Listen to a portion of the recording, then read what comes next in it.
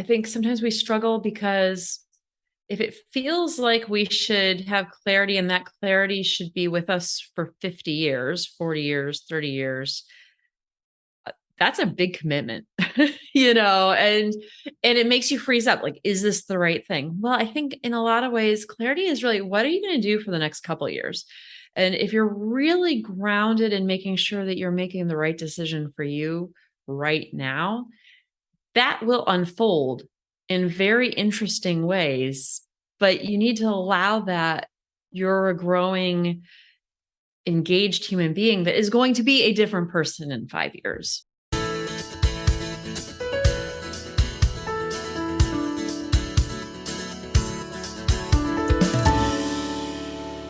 Hello, and welcome to episode 90 of the Quiet and Strong podcast, especially for introverts.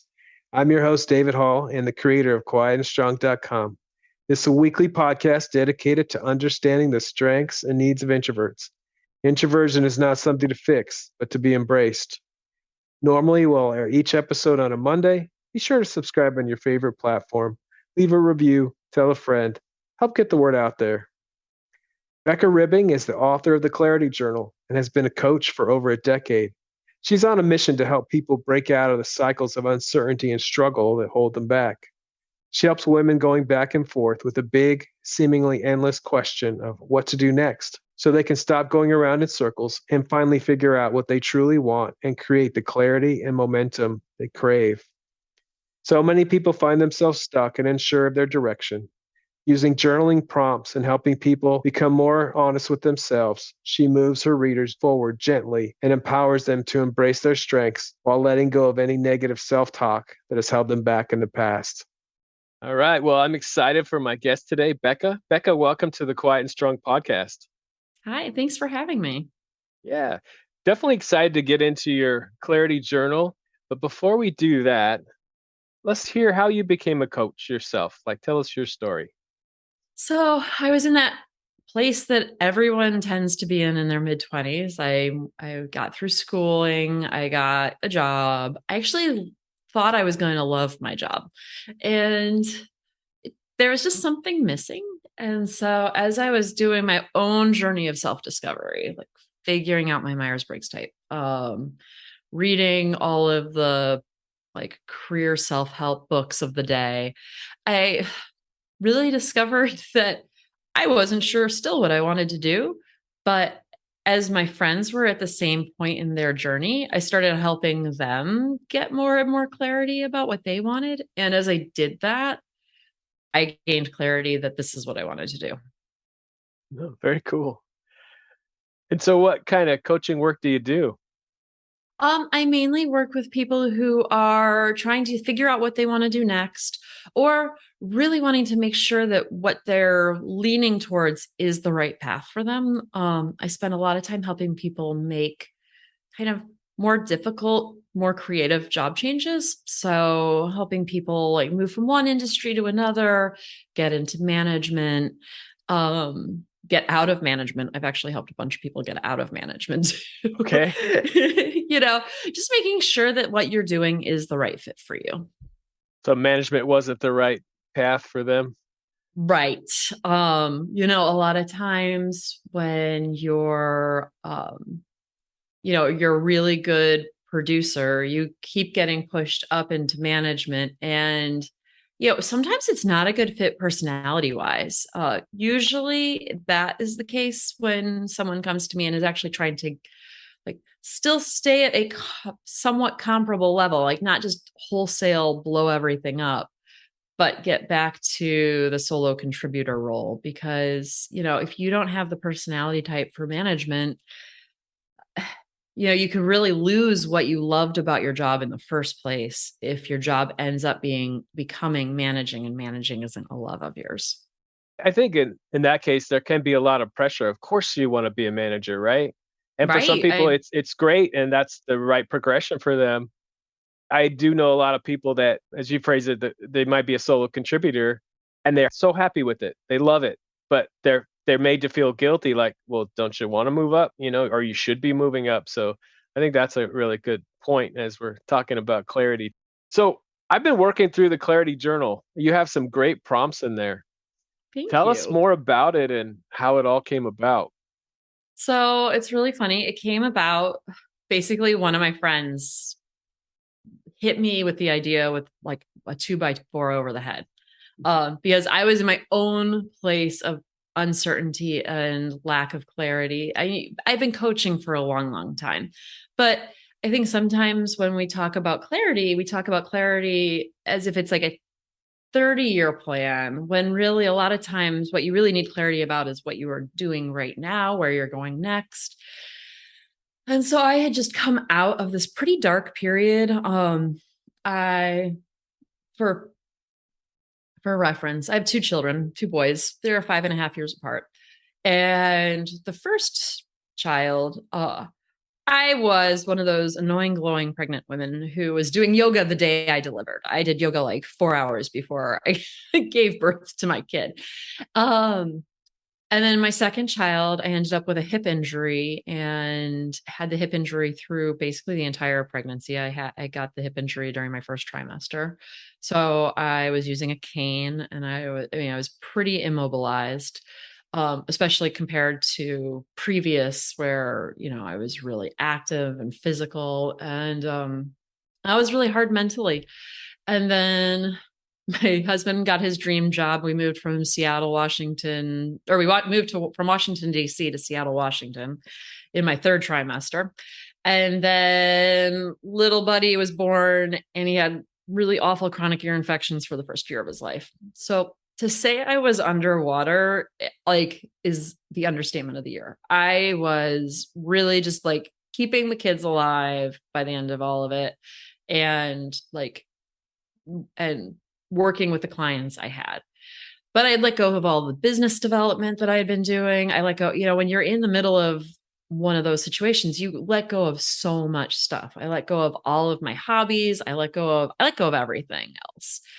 And the funny thing I think that a lot of people can relate to maybe is that when you're coming back out of that period of intensity and struggle, a lot of times when you're in the middle of it, you're just running on adrenaline. And when you come out of it, you're realizing that things are missing, that, what is it that's not bringing me fulfillment? What is this? Why isn't this bringing me more joy? Things are better. And so I also did what most of us do. I complained about it to a friend over and over and over again. And like, I don't know what I should be doing next. Like, something's not right. Like, I can't really throw myself into my work quite yet. Like, and probably it was somewhat like a trauma response in retrospect, now that I'm thinking about it. Um, she was great. She was like, Becca, you've complained about this enough. Like, what would you tell yourself? And I was like, oh, right. What would I tell myself? And the real answer to that question is I wouldn't tell myself anything. I wouldn't tell a client like like from on high, oh, this is what you should do. What I do with clients is I ask lots and lots of questions. I use these questions to help them gain clarity because clarity always has to come from within. It has to be um really like from within, from like the deepest part of yourself. And if it's someone giving you the answer, a lot of times that's why it doesn't feel right to begin with. Like what you were talking about, when someone hits management and they're not a good fit for it, it feels like a step back. Well, it feels like a step back because of society, because of all the things that we've been told about how our career progression should be.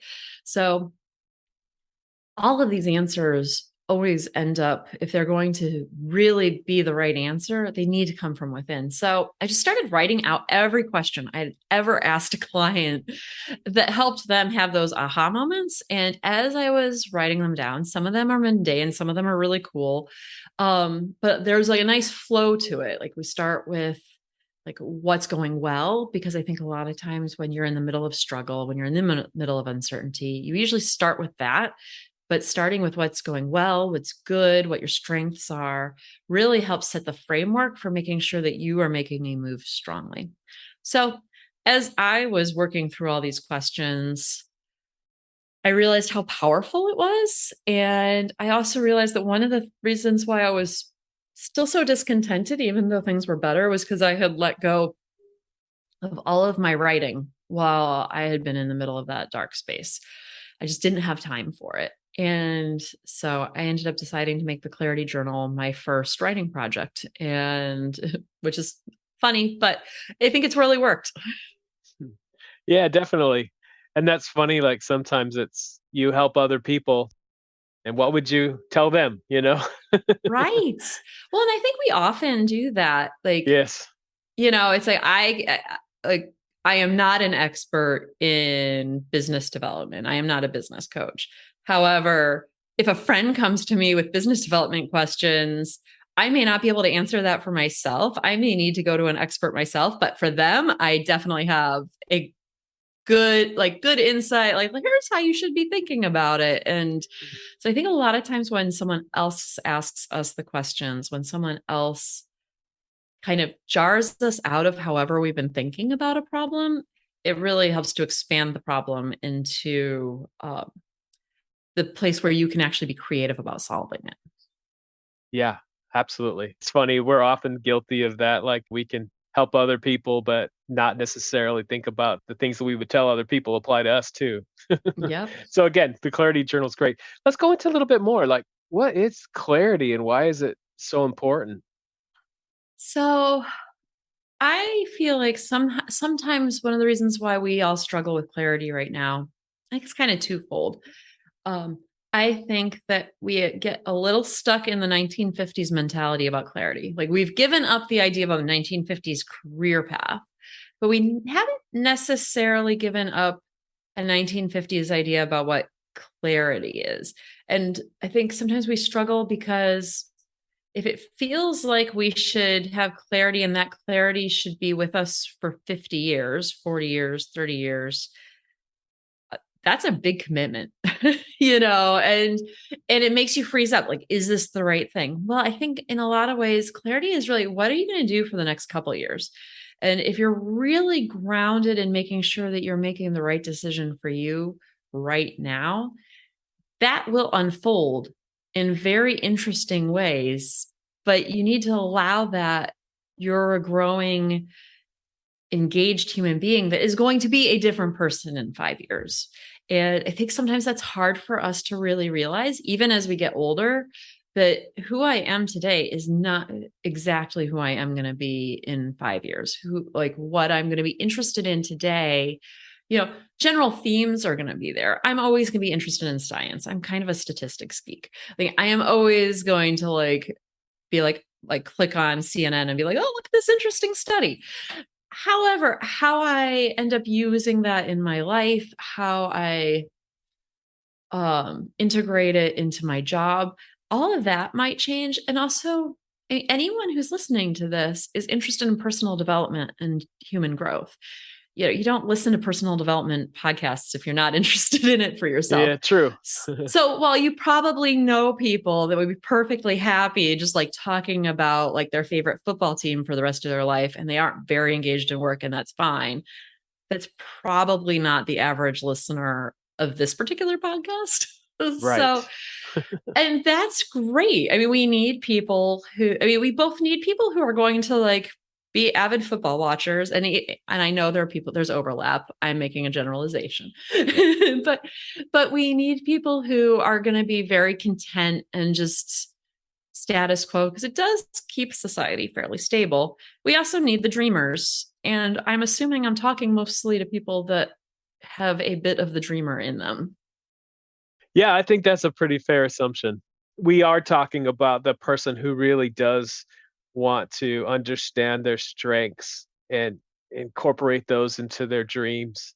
But I really like how you're saying that because we do change over time, like the things that we want.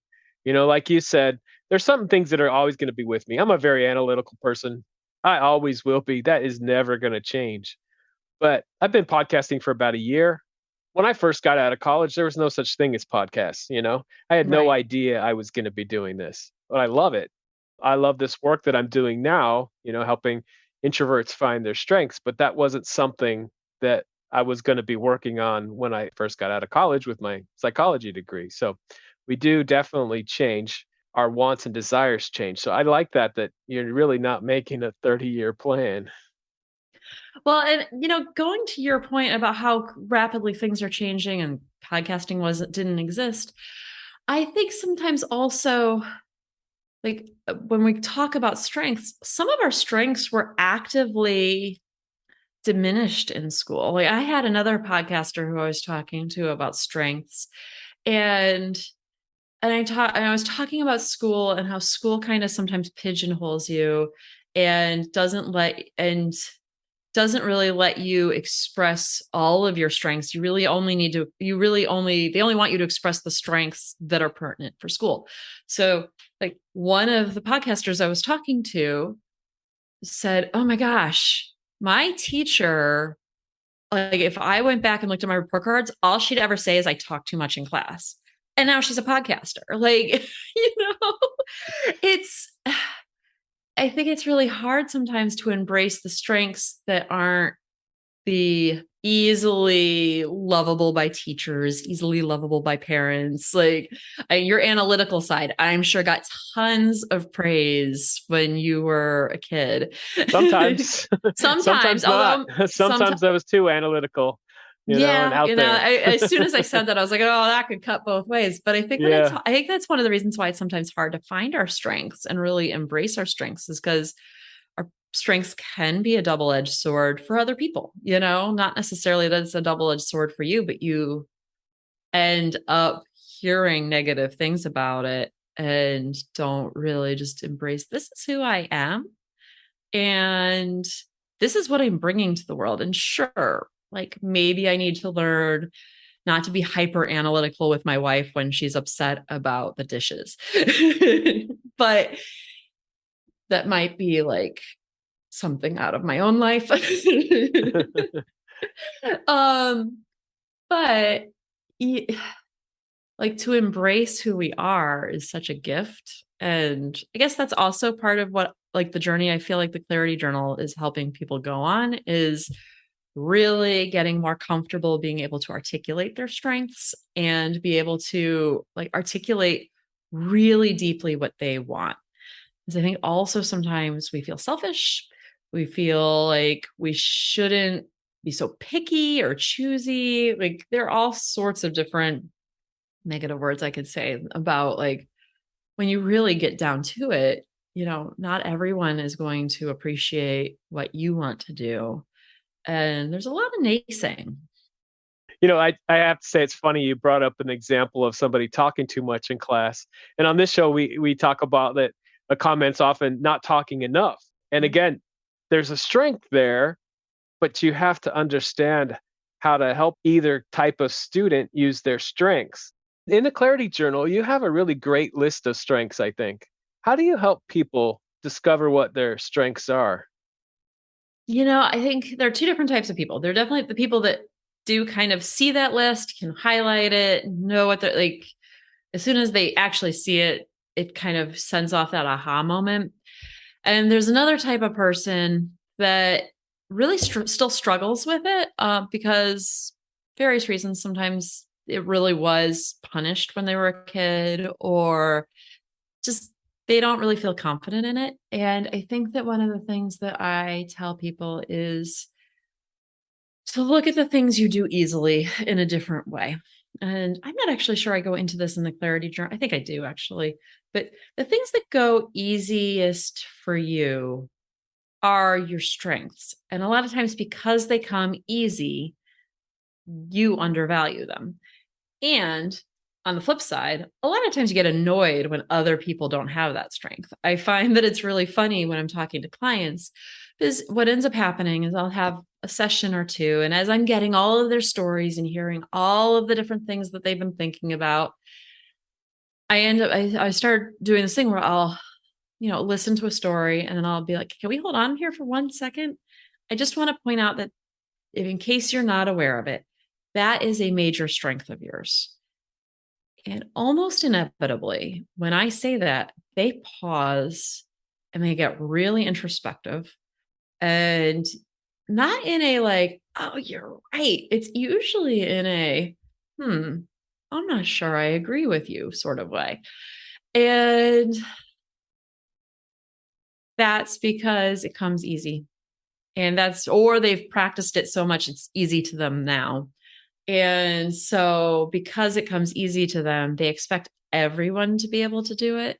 And in reality, the reason why it comes easy to them is because that's how they are wired, either innately or like through their own work. And not everyone has done that. And so as soon as you can start really noticing that you have the strength, you can also notice where that strength is triggering negative beliefs about other people that don't have it.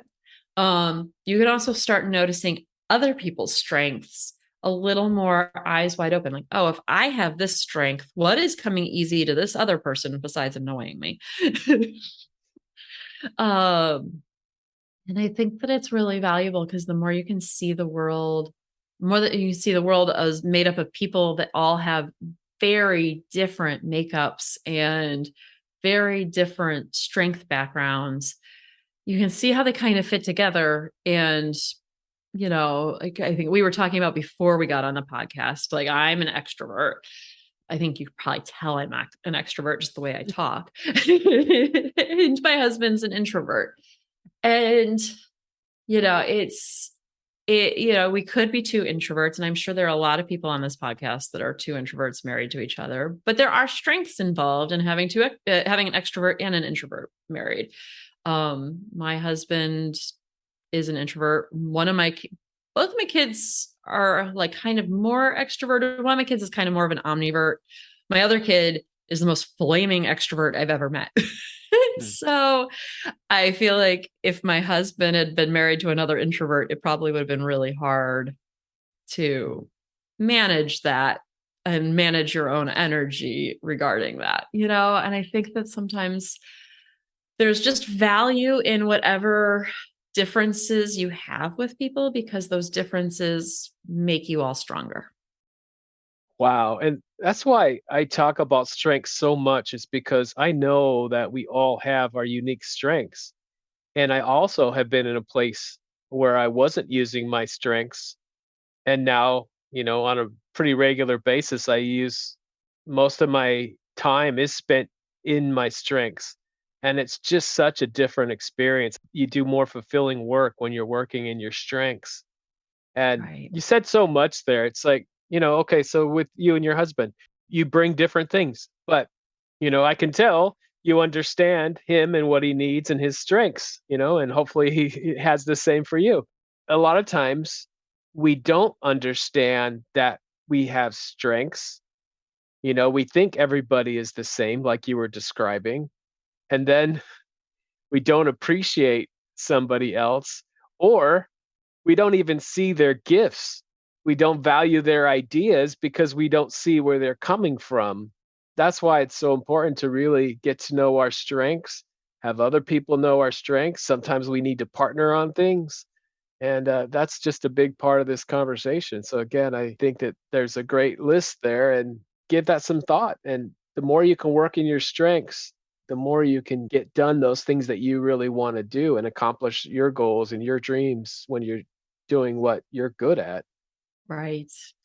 Well, and I think also the strengths in my book are slightly different, like the strengths you'd find in like your Myers-Briggs type or whatnot. In that Yeah.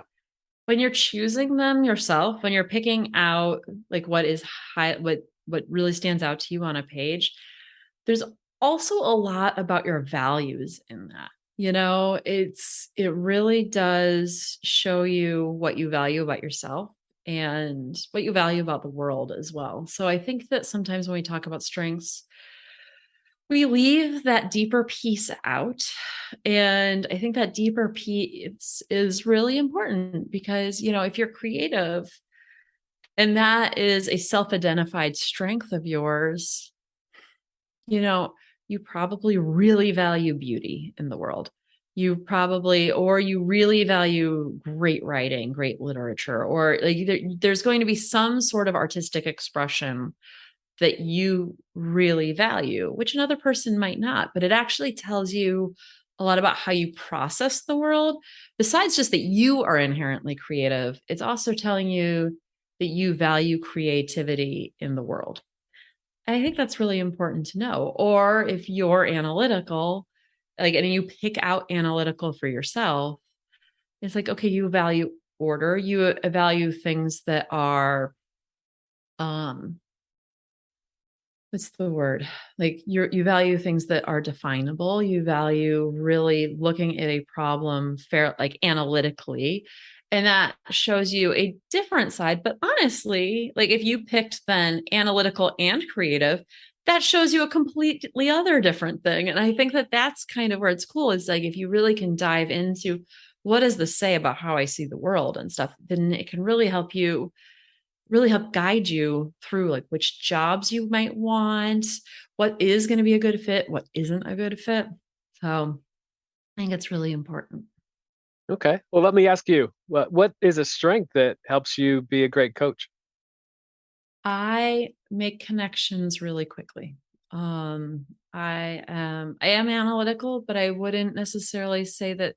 I'd say that like I'm more creatively analytical and I can hear someone talk about a story and I'm really good at like picking out the personality types of the people that they are talking about. I'm pretty good at, I mean, I try not to armchair psych people, Yeah, yeah, yeah. everyone's coworkers, but it's really helpful because wherever you are there, like wherever you go, there you are is the quote. And I help people get new jobs, but a lot of times I can tell from the very beginning the problem with their job currently isn't actually the job. The problem with their job is they had no boundaries at the beginning of the job, and now their boss is totally taking advantage of them, and it's really hard for them. So, if you have no boundaries at the beginning of a job, of course the boss is going to keep piling stuff on you. Like it's natural. The boss is overloaded. The boss can give you this. You never say no. Well, it feels like what you really need to do is get another job. And you very well might need to get another job because it's very hard to change that dynamic midstream. You can do it, but it's hard. If you get another job though, and you don't learn boundaries, then you're just going to carry on. You're going to love that job for 3 months. The boss is going to start overloading you. You're not going to have boundaries. You're going to hate that job. You're going to come back to me and tell me, "Hey, this wasn't it." And it's not that it wasn't it. It was that you didn't say no. You didn't tell people what you needed. I think that's natural. But there are certain things like that that are helpful to hear before you go into a new job. It's like, okay, I'm here. I can say, I am hearing all of this and I am not even diminishing it. I am sure your boss is a narcissist or I am sure your boss is a pain in the neck. However, even the nicest boss you are going to start disliking if you can't have boundaries from the beginning. Yeah, for sure. So you describe for yourself that you kind of in the journal you call it being stuck. Sometimes we just have to survive, we get in survival mode and it's just what you have to do. How do people get out of that? I think the first place to get out of it is actually recognizing that you're in it. Okay. I think that a lot of times, like what happened with me and my friend, I didn't really realize, even though I was complaining about it and I should have realized, I didn't really realize what was going on until I had the mirror held up to my face. And I think that we have so many distractions now.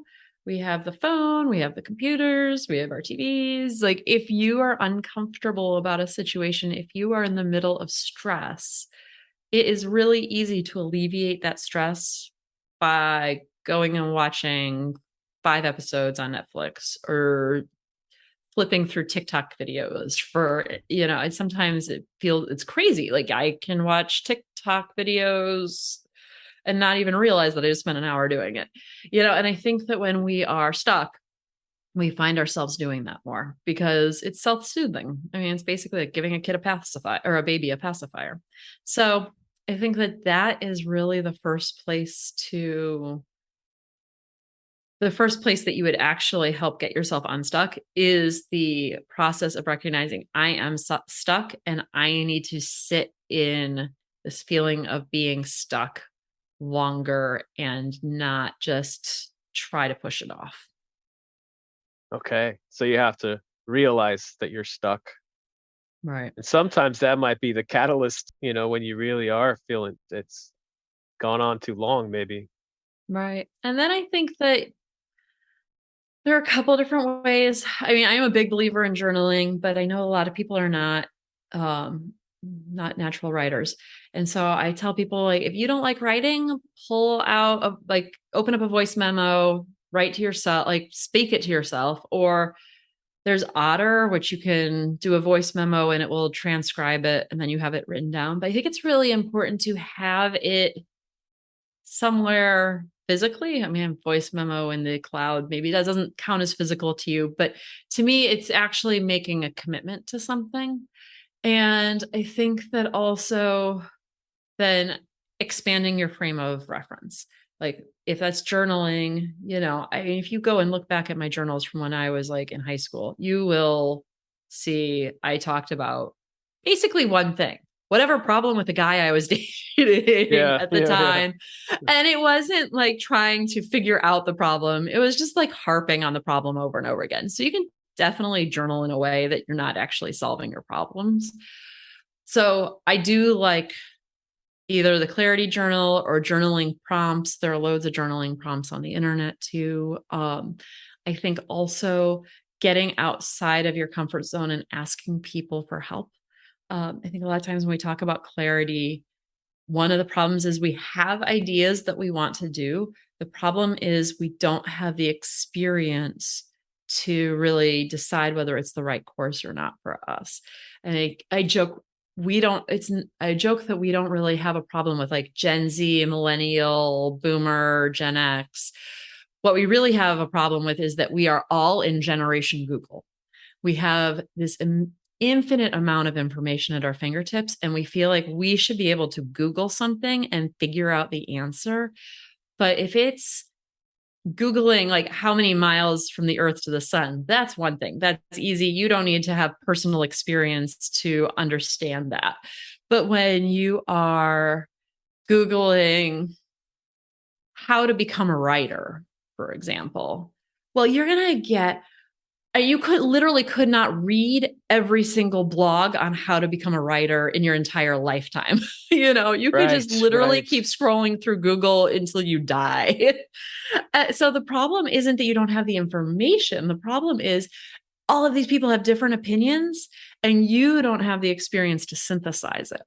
So there is a human element to clarity that I think that a lot of people ignore. And so that is finding a coach is like a fast one, but also making sure that the friends that you are talking to about your problems actually have the experience to help you. The other thing is if you're only talking to one person about something, then you're only getting their perspective. It really helps if you have multiple people that have experience. So you're able to take everyone's perspective and kind of synthesize it into your own. Um, I think also making sure that the people that you are talking to about whatever problem or stuckness that you are having are supportive. If you're talking to your sister who is always dismissing your dreams, that's just going to pull your energy down. So I think that it's just really recognizing that there may not be an answer that's like 100%. You're also going to have to get comfortable with uncertainty. And maybe each of the answers is an 80% answer. But if you're really struggling with an answer, it's probably because you don't have all the information that you need yet. And that information is not going to be able to necessarily be gotten by Google. It's probably going to need to be really more humanly researched by having in depth conversations with people. Yeah, it's good points. It's like you can find information, different facts, like you're saying, but I always say you can't Google wisdom. It's like, That's yeah, such a great quote. yeah, it's like over time, somebody like you that's been helping people figure all this out, you've gained a lot of experience and a lot of wisdom. There's a lot of great information out there, but that's something that is definitely misunderstood. Oh yeah, you can Google that and this, and that's great. And I love it. I love that you can find anything out that you want to. But you're right. There's a lot of experience out there that you need to tap into. Yeah. I love that. I'm like sitting here like my pen's all the way across the table and I'm like, I want Yeah. to write that down. And can't Google wisdom. So, I mean, as you're helping people, there could be a lot of different choices in using your strengths and following your dreams. And how do you help people kind of narrow that down? I find that most people already have it narrowed down for themselves. What they need is that human experience to make sure it's the right thing. Um, I laugh. I always start my sessions with, because usually people will send me a pretty detailed email about what they're doing and what they're, where they're stuck. And we started out with, okay, so you've told me all these things. Are there any like random things that you haven't been comfortable talking about? So, like, are you hoping to open a coffee shop or a Bikram yoga studio or like just anything kind of out of left field? And the interesting thing is that almost always there's a yes. I mean, they're not usually as like creative as Bikram yoga instructor, but it's, you know, I've definitely had where someone just wasn't even able to articulate it to themselves that they wanted a wholesale change and they already had a master's degree in what they were doing and they were going to need another master's degree for what they wanted to do. And we ended up spending, a couple months just really helping her get clarity about whether what kept calling to her was what she really should do. But if you had talked to her 30 minutes before our first session, she would not have been able to tell you that. Yeah. Yeah. That's interesting. Sometimes, like you said, people have some ideas, but they're just, I don't know what it is. Maybe they think if they say it, they're just going to be tied down to it or something, but they Right. know some things that they want to do. Yeah. Yep. And then sometimes I do help people with like just exploring how to make money in a specific industry. Really good example of this is I used to, when I was living in Seattle, I left Seattle a couple years or I guess a couple months ago. I used to run a meetup group to help people with resume writing. It was kind of my volunteer project is that people Okay. would come meet me at Starbucks. I'd help a huge group of people with their resumes. And the thing I loved about it is that I just found so many careers I had never even heard of. So my favorite example of this is a sound brander.